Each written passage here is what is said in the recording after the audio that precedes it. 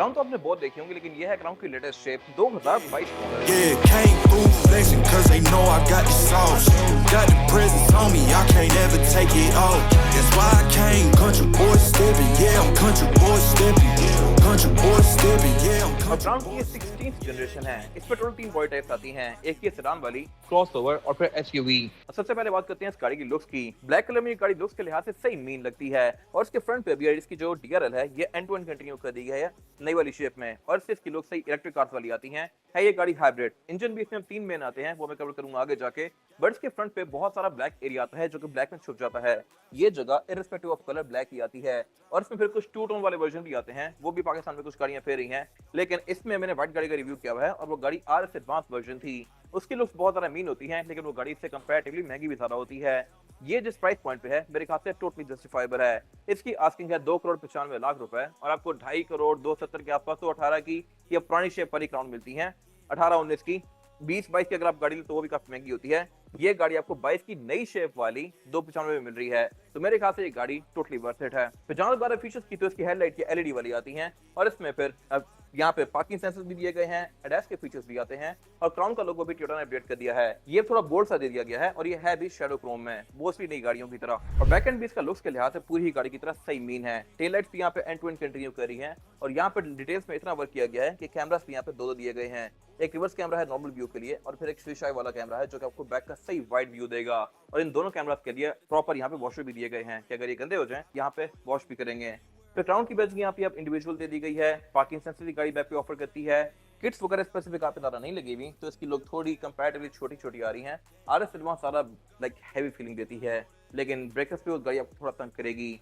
Exhaust इसमें back पे dual आते हैं, लेकिन उनके लिए प्रॉपर टिप्स नहीं दी गई, अगर होती तो मेरे ख्याल से बेहतर था। और इसमें जो ये वाले एरियाज आते हैं ये ब्लैक होते हैं इररिस्पेक्टिव ऑफ कलर। अगर आप टू टोन वाली गाड़ी लेते हैं तो ये जगह ब्लैक आएगी, गाड़ी बेशक व्हाइट हो जिस मर्जी कलर में हो, लेकिन ये क्योंकि पूरी ही ब्लैक है तो इसमें सारा कुछ छुप गया है। फिर टेलगेट इसमें फॉरवर्ड है जो कि अनलॉक करने पे इस तरह से ऑल द वे अप जाएगा, और ट्रंक कैपेसिटी के लिहाज से भी गाड़ी डिसेंट है। यहाँ पर आप अच्छा खासा सामान इजीली एडजस्ट कर सकते हैं, प्लस रेयर बेंचेस भी फोल्डेबल हैं। तो सेंटर में एक बॉक्स दिया गया है जहाँ से केबिन को आप यहीं से एक्सेस कर सकते हैं। बट ये गाड़ी क्योंकि हाइब्रिड है तो यहाँ पे स्पेयर टायर वगैरह नहीं आता, फंक्शन रिपेयर किट दी गई है, एंड दैट्स इट। कैबिन का डिग्गी से अलग है। यूजली स्पोर्ट्स बैक में होता है कि डिग्गी और कैबिन एक ही लेवल पे होती हैं, बट इसके केस में ऐसा नहीं है। प्रॉपर यहाँ पे अलग से डिग्गी दी गई है, बट डीप बहुत सारा नहीं है ये बैटरी पैक की वजह से। और साइज के लिहाज से ये गाड़ी एक प्रॉपर D7 की सेडान है। इसका डायरेक्ट कंपटीशन बनता है सोनाटा या मर्सिडीज ई क्लास वगैरह। एस क्लास वगैरह से थोड़ी बड़ी हो जाती हैं, बट लग्जरी के लिहाज से, ड्राइव के लिहाज से ये गाड़ी काफी हद तक एस क्लास के पास ही है। रिम भी इस गाड़ी में सेडान होते हुए 21 इंचेस के दिए गए हैं, जो कि सही जॉइंट लग रहे हैं इसमें। और इस वाले वर्जन में ये सिल्वर हैं। अगर आप इसमें आरएस एडवांस लेते हैं तो उस पर ये टू टोन में हो जाते हैं। टायर इस पे ऑलमोस्ट ब्रांड न्यू लगे हुए हैं। रिम 21 इंच का मैसिव तो है ही। ये साइज यूजुअली आपको LX 570 या LX 600 में देखने को मिलता है, बट सेडान में दिया गया है। फिर इसमें हर चीज लेटेस्ट कार्स वाली है। इसके साइड मिरर डोर्स में माउंटेड है, नई LC LX वगैरह की तरह। इनमें फिर ब्लाइंड स्पॉट पॉइंटर्स भी आते हैं, कि साइड मिरर हीटेड भी हैं, इंडिकेटर भी ऑफर करते हैं, और इनमें फिर 360 डिग्री कैमरा सेटअप भी आता है। स्मार्ट एंट्री भी गाड़ी ऑफर करती है। इस स्पेसिफिक गाड़ी में रूफ हार्ड ही है, हार्ड टॉप है ये, लेकिन इसमें फिर सनरूफ वाले वर्जन भी ऑफर होते हैं। फिर यहाँ पे ये गाड़ी थोड़ी नॉर्मल सी ही है, और पाकिस्तान में ग्राउंड क्लियरेंस के लिहाज से कोई इशू नहीं करेगी। इसमें जो आरएस एडवांस वर्जन आता है वो गाड़ी थोड़ी नीचे होती है, और उसकी किट्स भी बड़ी होती हैं, जो कि थोड़ा सा आपको ब्रेकर्स पे पाकिस्तान में तंग कर सकती हैं। तो यहाँ के लिहाज से ये वाली गाड़ी आइडियल है। और जहाँ तक बात है इंटीरियर की, तो ये भी इसका लग्जरी के लिहाज से पहले वाली क्राउन से बहुत ज्यादा बेहतर है। हर चीज यहाँ पे टॉप नॉच है, और लेदर वगैरह की क्वालिटी जर्मन कार्स के बराबर पहुंचा दी गई है। सीट्स इसमें ये टू टोन में है, ब्राउन और ब्लैक के कॉम्बिनेशन में, और इसमें ये पाइपिंग कंटिन्यू की गई है जो कि लुक्स को काफी लग्जरियस बना रही हैं। फिर इसके पीछे वाली सीट जो है ये बॉस सीट है। पीछे से बंदा बैठ के सीट को इलेक्ट्रॉनिकली आगे और पीछे यहीं से कर सकता है, और ये मेरे ख्याल से बड़ी फिट चीज है। और सेम लेदर इसका सीट्स वाला कंटिन्यू किया गया है डैशबोर्ड पे भी और डोर्स में भी। डोर भी इसके एसयूवीज की तरह अच्छे खासे मैसिव दिए गए हैं, और ये काफी नीचे तक एक्सटेंड कर रहे हैं क्योंकि इसका क्रॉसओवर वर्जन है। और इसमें फिर एम्बिएंट लाइटिंग भी आती है, साउंड सिस्टम इसमें डिसेंट है, और इसमें फिर ये जगह जगह डैशबोर्ड में भी और बाकी भी जगहों पे इंटीरियर में ब्रॉन्ज की फ्रिल्स कंटिन्यू की गई हैं। फिर इसमें जो ये सेंटर में मल्टीमीडिया दिया गया है ये भी वैसे ही जैसे ही टोयोटा की मोस्टली नई कार्स ऑफर कर रही हैं। इसमें Bluetooth, aux, navigation, USB, Android Auto, Apple CarPlay ये सब आता है। क्लाइमेट कंट्रोल में नीचे वही दिया गया है जो कि अब टोयोटा की सारी नई गाड़ियों में आ रहा है। नई वाली कोरोला देखें आप, नई वाली प्रियस देखें या ये कार, सारी चीजें ऑफर कर रही हैं, लेकिन इसमें कुछ चीजें एक्स्ट्रा हैं, जैसा कि हीटिंग एंड वेंटिलेटिंग वाला फंक्शन। सीट्स इसमें ये वेंटिलेटेड भी हैं, हीटिंग भी है, और इसके स्टीयरिंग व्हील में भी फिर हीटिंग वाला फंक्शन आता है, और इसके फिर साइड मिरर भी हीटेड है जो कि आप यहाँ से ऑन और ऑफ कर सकते हैं। Climate control dual zone offer करती है, और एक चीज गाड़ी में बड़ी फिट है वो ये है कि इसका जो वायरलेस चार्जर है ये वर्टिकल है। फोन के अंदर सीधा खड़ा हो जाता है और मेरे ख्याल से ये डिजाइन पहले अडॉप्ट करना चाहिए था कंपनीज को। सीधा फोन रखने का कोई सवाब नहीं है, मोस्टली नोटिफिकेशन फोन के ऊपर ही आते हैं और वो जगह आपको विजिबल होती है और फोन खड़ा हुआ जगह कम लेता है, तो इसमें वो चीज दी गई है और मेरे ख्याल से बड़ी फिट है। फिर इसका गेज सिलेक्टर नई प्रीवियस जैसा ही है, काफी छोटा सा है और इसको आप जैसे ही डी में डालते हैं या रिवर्स में डालते हैं तो इसका ये कैमरा सेटअप ऑन हो जाता है। पार्किंग ब्रेक इसकी इलेक्ट्रॉनिक है, यहाँ ड्राइव मोड दिए गए हैं। सेंटर कंसोल इसका नई वाली मर्सिडीज की तरह दोनों तरफ से ओपन होता है इस तरह से, बट कूल बॉक्स वगैरह ये गाड़ी ऑफर नहीं करती। फिर इस स्पेसिफिक गाड़ी में रूफ जो है ये सारी फिक्स है। अगर इसमें सनरूफ होती इस स्पेसिफिक गाड़ी में तो इसकी मार्केट कंपैरेटिवली थोड़ी बेहतर हो जाती, लेकिन मेरे ख्याल से एंड यूजर के लिहाज से ये फिट चीज है। कम पैसे में आपको नई वाली शेप मिल रही है। फिर यहाँ प्रॉपर ये माइक्स वगैरह दिए गए हैं ऑडियो रिसेप्शन के लिए। रेडियो मिरर्स का ऑटो डिमिंग फीचर के साथ है। फिर स्टीयरिंग व्हील भी इसका बिल्ड क्वालिटी के लिहाज से नेक्स्ट लेवल है ही, प्लस यहाँ मल्टीमीडिया के बहुत सारे फंक्शंस दिए गए हैं और मीटर भी इसका पूरी ही स्क्रीन है जिसको काफी हद तक कॉन्फ़िगर कर सकते हैं। है भी ऐसा ही हाई डेफिनेशन और ऐसी स्क्रीन नई वाली ऐसी 300 सीरीज में भी आती है और ग्राफिक्स LX600 में भी काफी हद तक ऐसे ही आते हैं।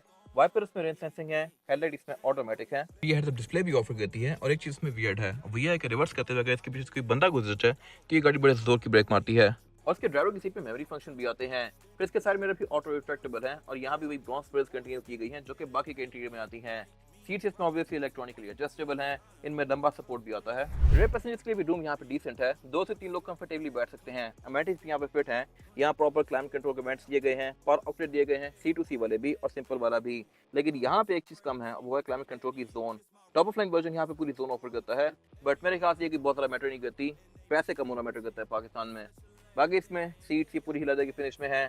सेंटर में ये हम पाता है क्योंकि ये गाड़ी ड्राइव व्हील ड्राइव है, यहाँ से इसकी ड्राइव ट्रेन जा रही होती है। और बाकी इसके अलावा माइक्स यहाँ पे इसमें ऊपर छत में रेयर पैसेंजर्स के लिए भी दिए गए हैं ताकि बैक वाले पैसेंजर्स की आवाज़ भी फ्रंट पे प्रॉपर जाए। फिर यहाँ से मैं बैठ के अपने लेग रूम को जितना चाहे स्पेशियस बना सकता हूँ इस तरह से। इस सीट को मैं इस तरह से आगे पीछे कर सकता हूँ और ये आगे पीछे लाइक इसके नीचे से भी आगे स्लाइड और आगे सीट भी ऊपर इकट्ठे हो जाती है। मोस्टली गाड़ी में एट टाइम एक ही चीज़ होती है, ये मल्टीटास्क कर लेती है।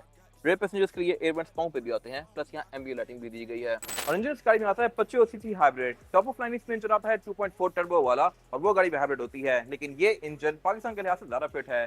टर्बो को फ्यूल के रॉन ज्यादा चाहिए होते हैं, ये इंजन पुरानी क्राउन जैसा ही है और आम पेट्रोल पे भी चल जाता है इजीली। और इसमें ट्रांसमिशन आती है ECVT। ये दोनों चीजें मिलकर इस गाड़ी की परफॉर्मेंस और एवरेज दोनों को फिट बनाती हैं।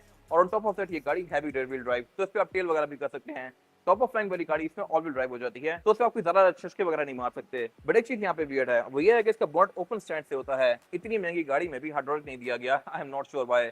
बोनट के अंदर इसके प्रॉपर इंसुलेशन दी गई है, ABS, traction control, drive mode, ये सब तो यहाँ पे आता ही है। ये 22 मॉडल है, 25 दिसंबर की इंपोर्ट है, जी लेदर पैकेज है और इसकी डिमांड है 2,95,00,000 रुपए। ये सेगमेंट मोटरस्पोर्ट के पास अवेलेबल है। अगर आपने इसके बारे में कोई इन्फॉर्मेशन लेनी है तो आप दिए गए नंबर पे कॉल कर सकते हैं या फिर आप सेगमेंट मोटरस्पोर्ट को विजिट कर सकते हैं जो कि रावलपिंडी में DHE2 के गेट 1 के ऑपोजिट लोकेटेड है। हमारे पास इसके अलावा भी और भी काफी सारी लग्जरियस कार्स अवेलेबल हैं, तो गाड़ी की modification, buying and selling, car care या किसी भी तरह के काम के लिए segment motorsport is the place. अगर आपको वीडियो पसंद आई है तो उसको लाइक जरूर कीजिएगा, चैनल को सब्सक्राइब भी जरूर कीजिएगा और अगर आपके पास गाड़ी से रिलेटेड कोई भी राय है तो उसको कमेंट सेक्शन में शेयर भी जरूर कीजिएगा ताकि वो लोग जो ये गाड़ी लेने वाले हैं वो आपकी राय से फायदा उठा सकें। अपना ख्याल रखिएगा। Thank you. I know you love the way that I'm gon' keep on. Yeah. Can't do flexing 'cause they know I got the sauce. Got the presents on me, I can't ever